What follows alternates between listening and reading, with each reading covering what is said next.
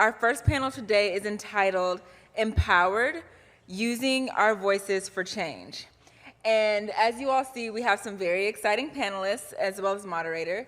But before we dive into that, I want to go ahead and introduce Dr. Harvey Karp, who is a pediatrician, child development expert, author, and founder of Happiest Baby. Dr. Karp has done so much for us in this space by, one, creating the world's first smart sleeper and electronic bassinet. He currently serves as faculty at USC School of Medicine and is a fellow of the American Academy of Pediatrics. He also has done a favor to several parents around the nation, I'm sure, by creating a series of books and videos titled Happiest Baby on the Block, which serve as a guide for parents to aid in their child's development. Dr. Karp, may you please come up and start us off?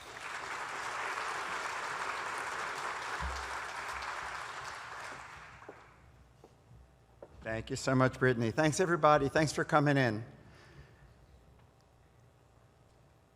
We have to really respect and appreciate the leadership of Representatives Adams and Underwood and all of the members of the Black Maternal Health Caucus in Congress. It's leaders who lead, and what they've been able to accomplish through the Momnibus Bill is incredibly impressive.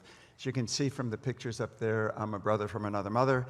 I'm happy to join you here today, but you know, like they say, you know, we're all got red blood, white bones, and we are in this because we care about our families, our babies, our loved ones, our wives, our husbands. And I gotta say our babies too. And I just want, as a pediatrician, I want to broaden this conversation a little tiny bit, and it's maternal and infant health or maternal child health, because those babies are so precious to us. And Black babies are, you know, at risk. Problems are going on. 3,500 babies die in their sleep every year from SIDS, 3,500, and it's 3 to 4 times to 5 times higher among Black infants. And so that's an issue that we have to really pay a lot of attention to, because just like the maternal deaths, these baby deaths are preventable. 90% of these are children who are healthy children, should grow up to be big, strong, and leaders of their communities all on their own. So something for us to think about. Now, a lot has changed since I became a pediatrician 50 years ago. One thing is, when I was trained to give opium to babies. We gave opium to babies for colic, for crying, called Paregoric. That was, any drugstore would sell you opium. I'd be put in jail today for what was normal medical practice. When I was growing up, the seatbelt we used was my mother's right arm. You know, right? It's like, that was my protection. And when I was in my early practice, I told parents, never let your baby sleep on the back. They must sleep on the stomach. On the back, they could choke on their vomit. And I learned I was completely wrong. All of the pediatricians, completely wrong. That putting them on the back reduced the risk of death by 40, 50, 60%. And so the question comes, what are we saying now that is completely wrong, that we need to figure out and change? And so that's what got me interested in the work that I'm doing and this little baby bed called SNOO. So, okay, now we're all going to close our eyes and imagine we can wave a magic wand and we could dramatically reduce maternal mortality and dramatically reduce infant mortality for today. Today we can do it for the cost of a coffee a day. Wouldn't that be a wonderful world? Well, it turns out we got that world. It turns out this little baby bed SNOO, which we created, launched 8 years ago, made it with MIT Media Lab and other leading designers. It rocks and shushes babies to add an hour or 2 to a baby's sleep, protects them from rolling to an unsafe position. It's the only FDA-authorized device to keep babies safely on the back. And it responds when they cry to reduce 50% of crying. Now, why is that important? It's important because when babies don't sleep, they're brought into their parents' bed or some other dangerous place. When babies cry, parents get frustrated, they shake their babies, they give up breastfeeding. And if they can sleep more, and parents can sleep more, they're less stressed, they're less discouraged. And of these maternal deaths we're talking about, 8% are from suicide. Now, when I was trained in medicine, I was taught that statistics, and we're hearing a lot of statistics, statistics are people with the tears wiped away. They're numbers, but as we've heard today through all of the lived experiences that were mentioned, these are parents who are suffering, children who are suffering, people who are suffering. If we could change that immediately today, and Momnibus is tackling some big issues: poverty, lack of health care in the community, societal problems, dealing with women who have post-traumatic stress disorder and traumatic births. Those are big, hard problems. I'm talking about an easy problem. The easy problem is, how do we get babies to sleep a little bit longer and cry a little bit less? And it turns out all you got to do is drive them all night in the car. And that will work. It's not going to help the parents very much. So SNOO, by rocking and shushing babies all night for the first 6 months, adds an hour or two to the baby's sleep, makes parents feel more competent. And what I want you to think about is a teeter-totter, where when the baby is born, if mothers are struggling and suffering and tired, and fathers too for that matter, that teeter-totter starts slipping down into depression, child abuse, aggravation, abandonment, drug use. But if we can just get that little seesaw to switch in the other way, it leads to confidence, pride, competence, a sense of agency, a sense of being fulfilled, and like, I'm the best mother who ever lived, or best father who ever lived. We have, right at that pivot point, a chance to change everything. And so tens of thousands of people get SNOO for free, a SNOO rental for free from their corporation. JP Morgan Chase, Dunkin' Donuts, Under Armour, Snapchat, National Air Traffic Controllers Union. Lots of companies are doing that now. We are committed that everyone will get a SNOO for free, just like a breast pump. It'll be no different. It'll be covered by insurance. We're talking to insurance companies. 20,000 active duty military, we've sponsored them. And now we're working with Medicaid programs and other big community type programs for babies withdrawing from opiates, for single moms, for premature babies.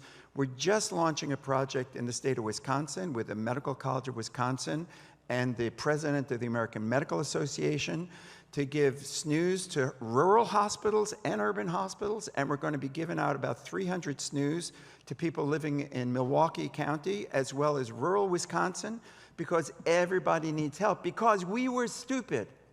We thought it was okay to move away from the town and the village where we lived next door to our grandmother and our aunt and our cousins. Seemed like it was a good idea to move to Chicago.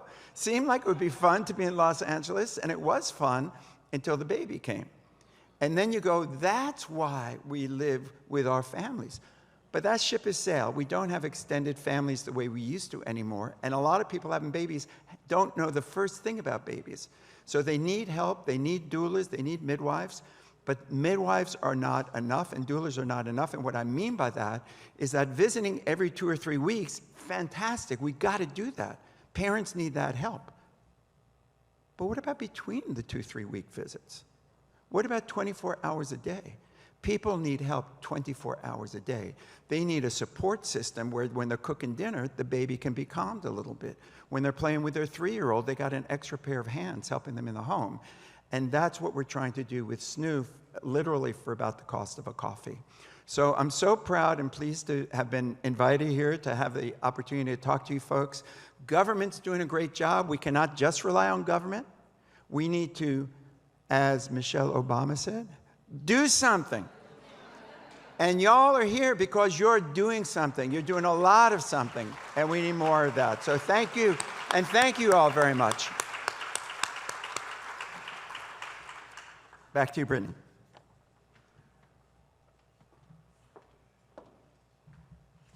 Thank you, Dr. Karp, and thank you all. We will go ahead and start with our first panel of the day.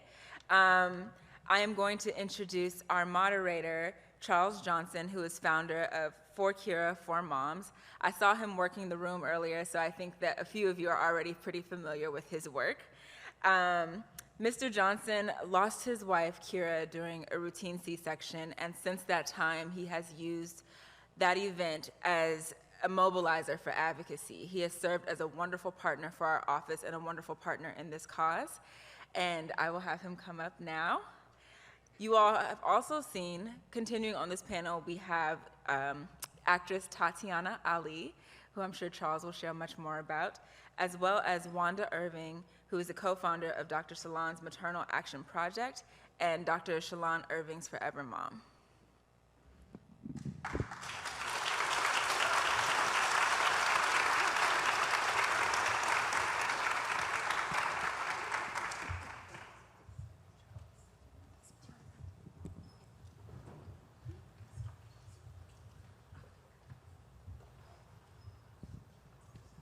They running away from me like I got cooties, y'all.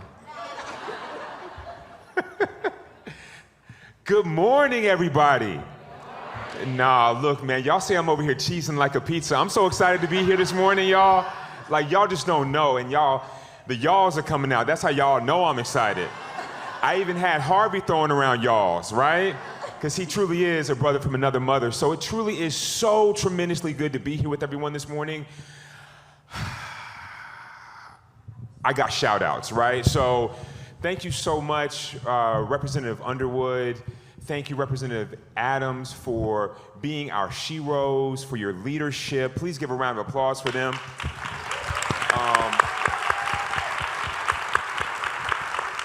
Thank you to Carolyn. Thank you to the entire staff.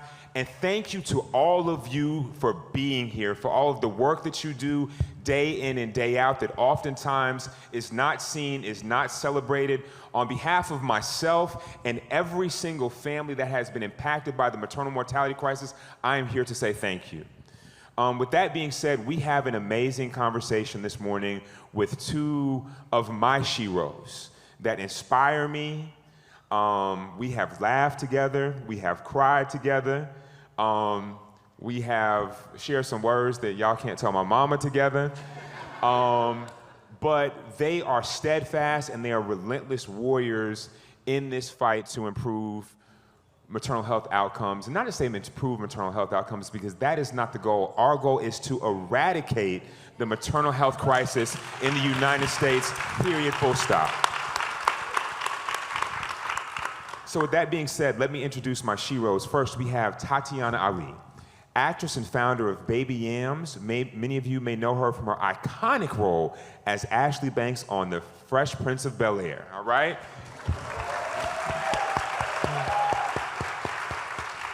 Tatiana also starred in the hit BET comedy Second Generation Wayans and the long-running CBS soap opera The Young and the Restless. Y'all don't know nothing about that. In addition to this work, Tatiana is also a fierce advocate. As founder of Baby Yams, she advocates for maternal health through the sale of her quilts, which fund training for midwives and doulas. She is also a member of the March of Dimes Celebrity Advocate Council, which helps strengthen communities of moms and dads and families that understand the importance of sharing their parenting experiences. Please give it up for Tatiana Ali.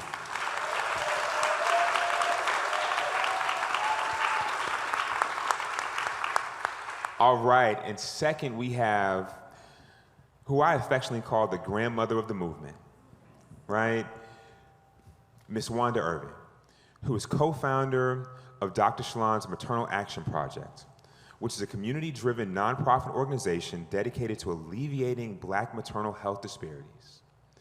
Ms. Irving established Dr. Shalon's Maternal Action Project in honor of Wanda's daughter, Dr. Shalon, who passed away from preventable pregnancy complications in January 2017, 3 weeks after giving birth to her only child. And can I edit your bio a little bit? Okay. And she also has launched an amazing project, which I hope that we'll talk about this morning, called GRAMS, specifically to engage and empower surviving parents and grandparents of victims of the maternal health crisis. Please give it up for Miss Wanda Irving.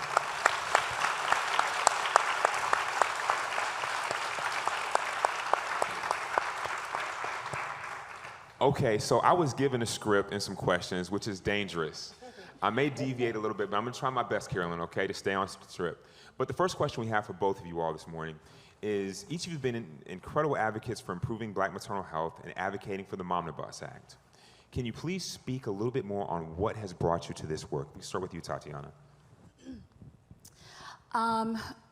what has brought me to this work? My own experience giving birth to my eldest son, Asi. His birthday is coming up this next month in September.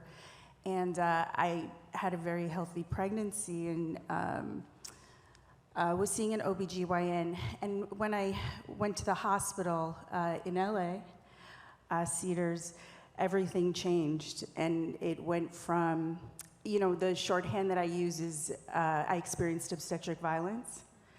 I was held down during my birth.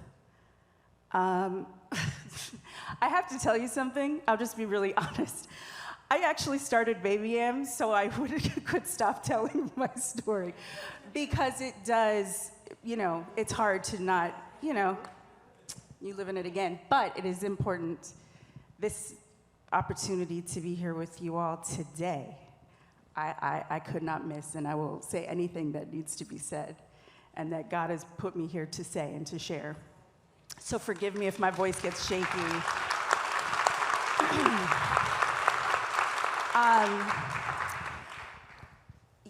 I was held down. I was yelled at.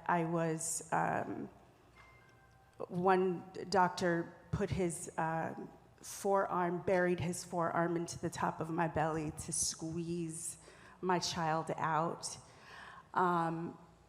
Towards the end, they actually pushed him back inside me, and my records have him at the lowest station. He was crowned. I could feel. I could touch his hair.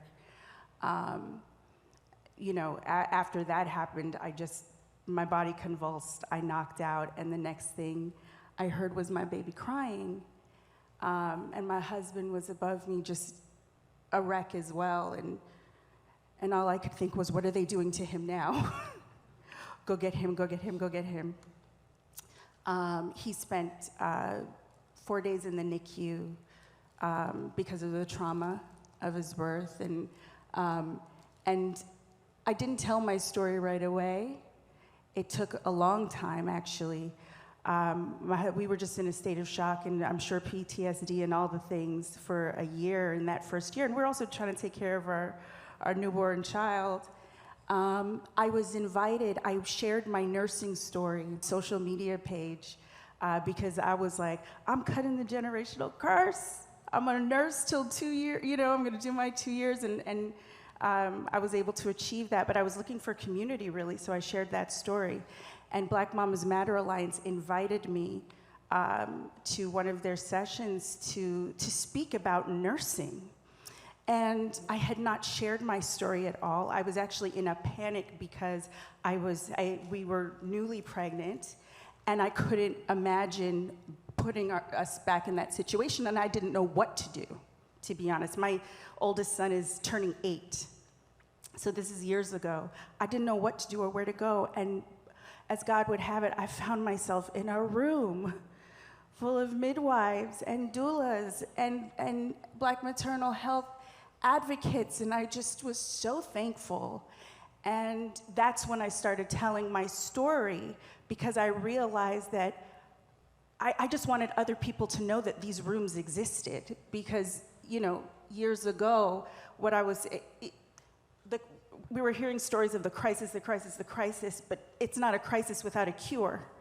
And so that's why I started sharing my story anywhere I could. And then every room that I went into, I was told stories from moms, birthing people who had experienced similar things, who had stories to share with me, fathers, grandmothers. It opened up, it unlocked stories in my own family. And so, I've been doing that research, and my second baby, I worked with a midwife, a Black midwife. The care was completely different, and completely different. We planned for any eventuality. No question I asked. It was just choice. And so I started recently, this last April, Black Maternal Health Week, I launched Baby Yams, which is a quilt I made for my baby with West African fabric that was given to me by a mom group at one of these places where I shared my story. and I got compliments on it. So those quilts, the proceeds from them are going to grants. I'm working with Birth Future Foundation, and their grants going to Black and Indigenous midwives and doulas to help them with their education and their licensing to grow that workforce. Amazing. Thank you so much. Amazing story. I'm so glad this is the first time I've heard that. So it was really heartfelt. Thank you so much.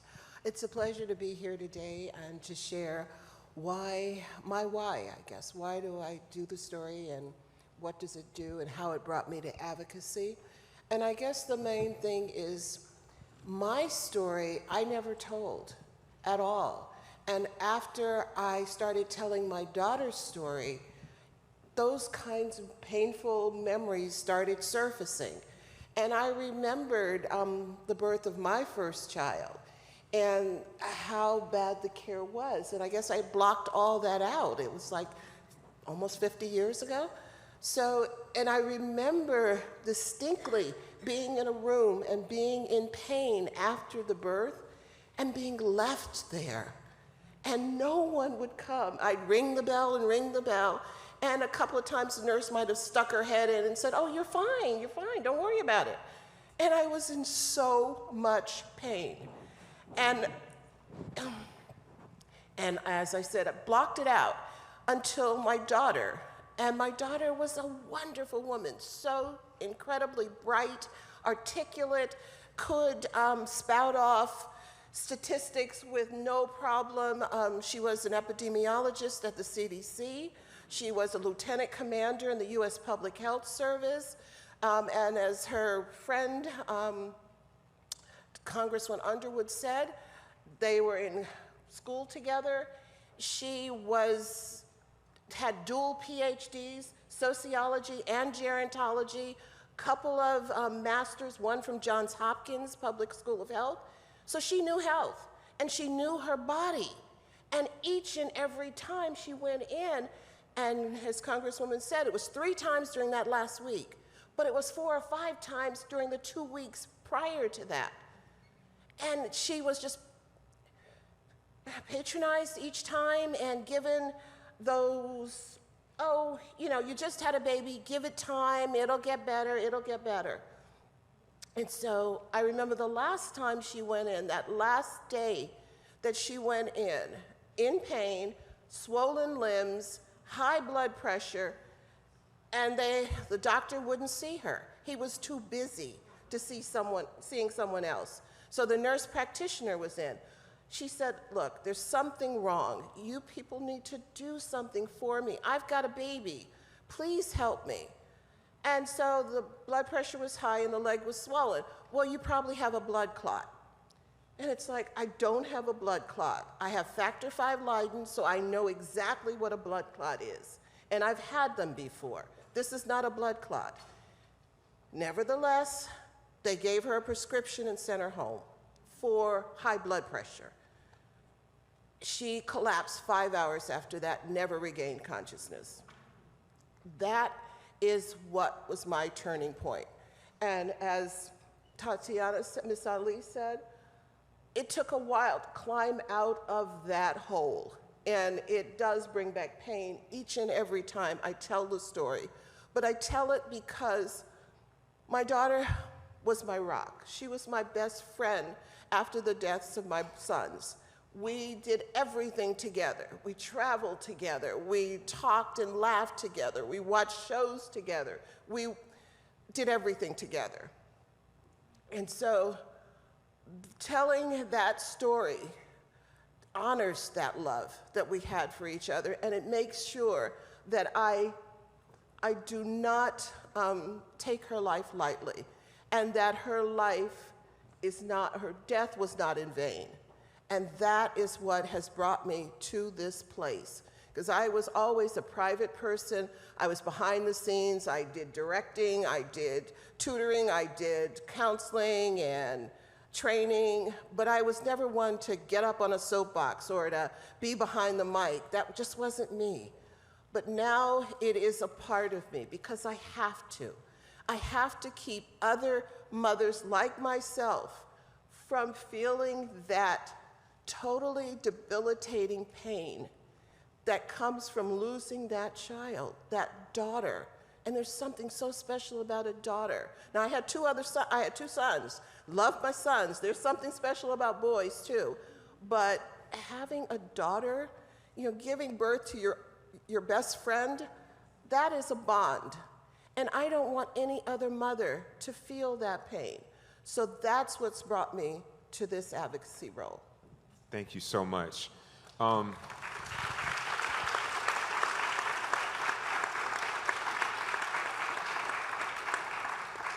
And I just want to take a moment and say that I understand, right? I understand the courage that it takes to share those stories, to go to that place, to relive that day.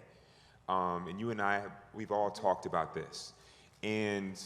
But the reason we are here, and I'll even take it back, I often say, and I said it actually, Kira's celebration of life, is that the beautiful thing about love is it has the ability to turn pain into power. And that's exactly what both of you all personify. And so I think it's important for all of us as we go through our work in our individual silos and collectively to work that it's super important to uplift these stories and to center the experiences of families, but it's also equally important to celebrate the beautiful birthing stories, right? And so, Tatiana, I want to talk a little bit as we transition to how we are being hopeful and how we are reclaiming birthing joy and Black birthing joy.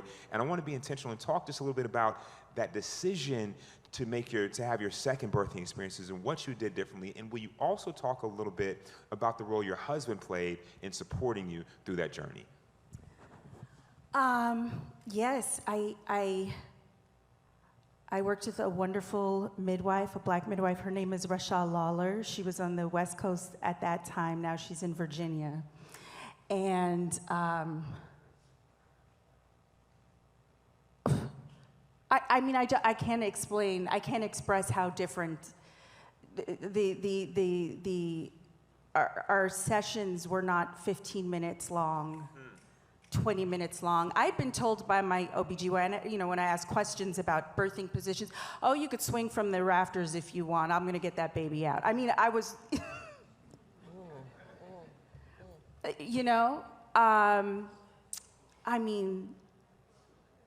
real conversations.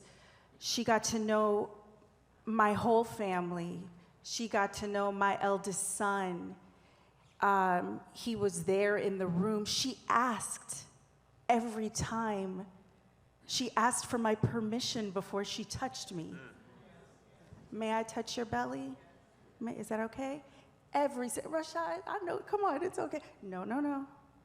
If you don't want that today, that's not what's gonna happen today. And we planned for every eventuality. My youngest actually turned lateral a few days before he was born. So I did give birth in a hospital. I had a C-section at the hospital, but we had planned which hospital would be supportive, would allow her to be with me. There was, we were spiritually attuned to one another, and I think that's a door I opened for her, so she was able to give me that. She was even able to walk me through, now this is what might happen, and she said this might even happen during the home birth, that trauma that you experienced might come back. It was comprehensive. I don't even know what the word, holistic, I don't know what the words are to say, all of me. She cared for all of me. And postpartum, she made me African peanut stews to help me get my breast milk up and to warm my womb. She did those postpartum visits. It was just an entirely different experience. We were safe. And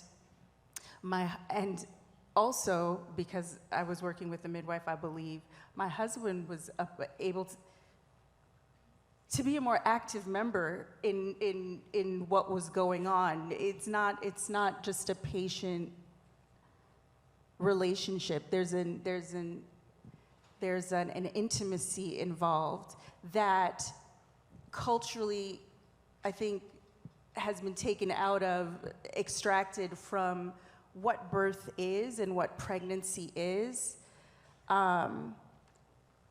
it healed us actually, working with her. Amazing. Thank you. Both of us. It's amazing. Thank you. And so, Mrs. Irving, can you talk to us a little bit about Grams and what has inspired you to do that work and what you see for the future of engaging and the importance of engaging those parents and grandparents? Absolutely. GRAM stands for Grandmothers Railing Against Maternal Mortality Strong. It's a sisterhood. And the reason I started that is because there were a lot of questions that came to me after I lost my daughter. There were a lot of feelings that I didn't have any place to put or know how to internalize them and get rid of some of the pain and the grief and the loneliness. Plus, I was so angry as why did my daughter have to die, knowing all of what she did. And the kind of person she was, she would have been leading this crisis right now. And it's like, why? She had prepared for it her whole life to do that. And so Grams to me is a safe place for grandmothers, sisters, mother-in-laws that are dealing with the maternal mortality aftermath. It's like, how can we do something with this pain? Because if you don't do something with it, it will eat you alive. And it will mess with your mental health so badly. It took me almost 2 years to stop living out of a suitcase. I had moved into my daughter's house because I wanted her daughter to be raised with her mother, in her mother's house. It took me 2 years to not live in that suitcase. I didn't want to disturb a thing in her house. I didn't want to move her clothes, her shoes, nothing. And so I know there are other mothers like myself who go through that same thing. It's like, how do I deal with it? And how do I tell my grandchild why she doesn't or he doesn't have a mother? How do I help them with the pain, with the trauma, with the anger? This little one has so much anger. She's in a therapist right now. She has her earphones on, so she can't hear me. But she goes to therapy once a week because she's so angry now. So angry that in kindergarten, other kids have their parents and their moms. And their moms come in and read stories and bring cupcakes. It's like, where's my mommy? Why can't she come? You know, there was a time where she wanted to go to heaven. And she said, well, I'll come back, Nona, and I'll see you too. But it's like, you deal with that. And there's no one you can talk to. There's no book. There's no instruction manual as to how you get through this kind of pain. There is nothing out there. So Grams, we are launching this weekend, or next weekend, September 6th. We will be at the Inn in Serenbe, and we are bringing together actually a couple of adult children, adult women who lost there are 3 of them, who lost their mothers when they were born, and how they had to grow up. And we want to talk to them about what kinds of interventions could be put in place so that it can be easier for kids like my granddaughter who are growing up without a mother. We have probably, I think it's about 8 mothers from across the country, like myself, who are grandmothers, who are coming in to talk to us about what it was like when they went through this and how they got through it. And then there are a couple of sisters and some other people who have to deal with being primary caregiver of the child left behind. And we're so blessed that Judge Glenda Hatchett will be a speaker at our event. So we're really happy about that. So those are the kinds of things that Grams is doing. It's a program where we will have different topics each month, and we will do both in-person and virtual, where they will have guest speakers, they will have journaling kinds of activities, we'll have videos and all kinds of educational pieces that will help with parenting or help with custody battles or help with how do I do whatever. And so we're really proud of the program. Absolutely amazing. So, okay, we got We have a couple of minutes. I have two questions. Let's see if we can make them quick, all right? So first of all, both of you all's stories have been so instrumental in catalyzing change. For those of us who may be in the audience watching or streaming this live, what would you say to people who would like to share their stories to inspire change the way that you all have? Do you want me to- Okay, I only have, we have less than 3 minutes, right? Exactly. It's 2 minutes.